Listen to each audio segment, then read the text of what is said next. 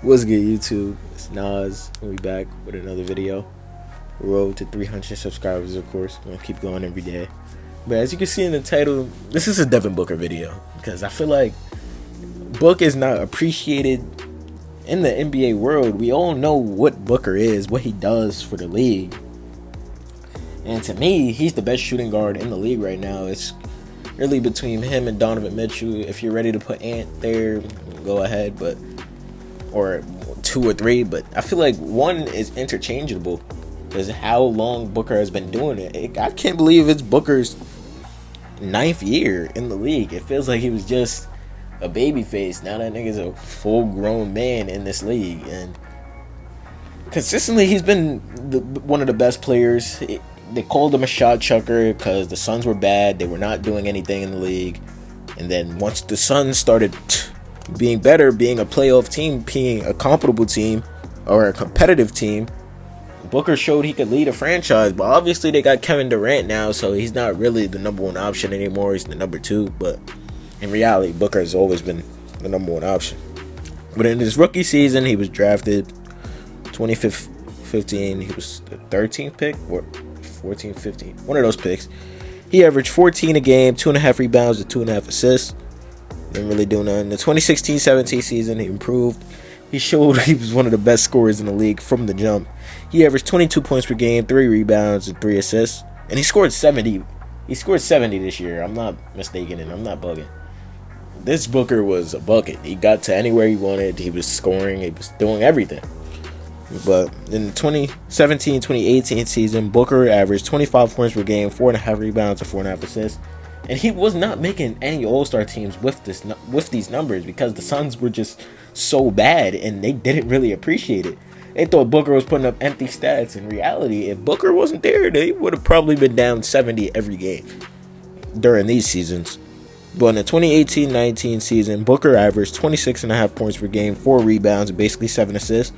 The playmaking has gotten a lot better from the last 3 seasons, as I just said, his stats last year was 4.5. 2016 it was 3.5, and 2015 it was 2.5, and he jumped that number all the way up to 7 a game, showing that he's not just a scorer. He's trying to get his teammates involved. He's ultimately trying to win, which was the downfall or what the critics had to say about Booker. He was not a winner. He's not a winning player, and he was trying to prove that narrative wrong. But in the 2019-20 season, he averaged 26.5 points a game again, 4.5 rebounds and 6.5 assists. And this is where the Suns really made strides. I remember in the bubble they went perfect. They didn't lose a game. They still didn't make the playoffs, obviously. Don't get me wrong. But Booker led this team with the new coach and Monty Williams. They really improved on both of the ends of the floor. And they weren't this terrible, shitty team that they once was in the past. They became a competitive team, having close games, and they weren't just a take-off easy game in the schedule. And that proved the next season. In the 2020-2021 season, Booker averaged 25.5 points per game, 4 rebounds, and 4 assists. With the addition of Chris Paul, this made Booker a way better player. Not scoring-wise, we already knew that Booker could score. As I said, Booker is a bona fide scorer. But he showed that he is more than that. He can do more than just score. He could get his teammates involved. He could play defense, which I don't know why that was a narrative that I heard that Booker didn't play defense in the past, because he's been an underrated defender. It's just that his offensive game triumphed his defense so much. But this season they made the finals. They made huge strides from last year, them being the 9th or the 10th seed. Them turning into a finals appearance, even though I really wasn't rooting for them, don't get me wrong, because I was going against Chris Paul at the time. I was petty. But Booker was the best player on this team, and he was leading them every single night in a category, except for assists, because he was not beating Chris Paul in assists. But he averaged 25.5 points per game, 4 rebounds and 4 assists. I don't know if I said that already. But you see him pulling up his jersey, looking all sad and shit. And that showed he really cares, because I don't know why people had the narrative that he doesn't care. It made no sense at the time. Just because the roster is bad, that's what I don't get about the NBA. If you got a superstar on the team, just because the roster is bad doesn't mean the superstar is not a winner. We're seeing the same thing in Charlotte, LaMelo. There's another team. I just can't think of it right now. But just because the superstar player is great and he's putting up 30 a game, 10 assists, 9 assists, he's putting up 30 a game, 7.5 assists, that doesn't mean that you shouldn't label them a winner because the team is bad. That argument has just never made sense for me, bro.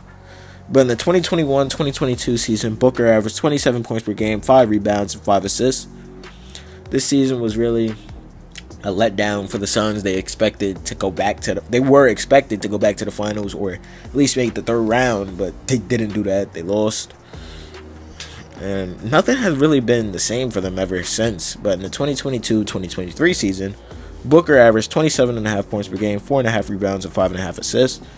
This being another down year, the Suns being expected to be on top of the West the last couple of seasons. Suns felt the need to make a change, and a change they did. They traded Chris Paul away for Bradley Beal, and they got Kevin Durant this season. The next season, I mean. But this season, they were let down. KD, Chris Paul, and Booker, they didn't do anything. But in the next season, we're going to get into the Bradley Beal situation. The 2023-2024 season, Booker averaged 27 points per game, 4.5 rebounds, and 7 assists. This is this first season where they played without a point guard, and it was a terrible situation, to say the least. They have 3 clutch players of all time. Bradley Beal, if you don't want to agree, Bradley Beal is a clutch player. Look up the stats. Kevin Durant and Devin Booker being one of the clutchest players in the league. They couldn't close out in the fourth quarter. I read that stat at the start of this season. I'm like, what? How does that even make sense? But they couldn't close out games. They would have leads and then they would choke it in the fourth quarter. And to do with a point guard too, because not having a point guard to set up your offense is tricky. But Booker played point guard this season. As we can see by the numbers, he averaged 7 assists this season. I don't know, bro. It was just a shitty situation for all of them. They got swept by the Minnesota Timberwolves. Ant gave them belt to ass, and there's really nothing really to talk about. They was just a letdown this season. But right now, Booker's averaging 25 points per game, 3.5 rebounds, and 6.5 assists. And the Suns really look well improved with the addition of Tyus Jones being that point guard that they needed, and they got him. But Booker has always been underappreciated in this league. He went to the Olympics this year. He showed he could play defense. He showed that he's not a selfish player, which they labeled him early in his career. It's grateful that he got to shut up those doubters from the last couple seasons and the Olympics. But I want to know how y'all feel about Devin Booker. Let me know down below. Subscribe. I got some videos right here. If you enjoyed this video you just watched, video on the right, video on the left, and click on it.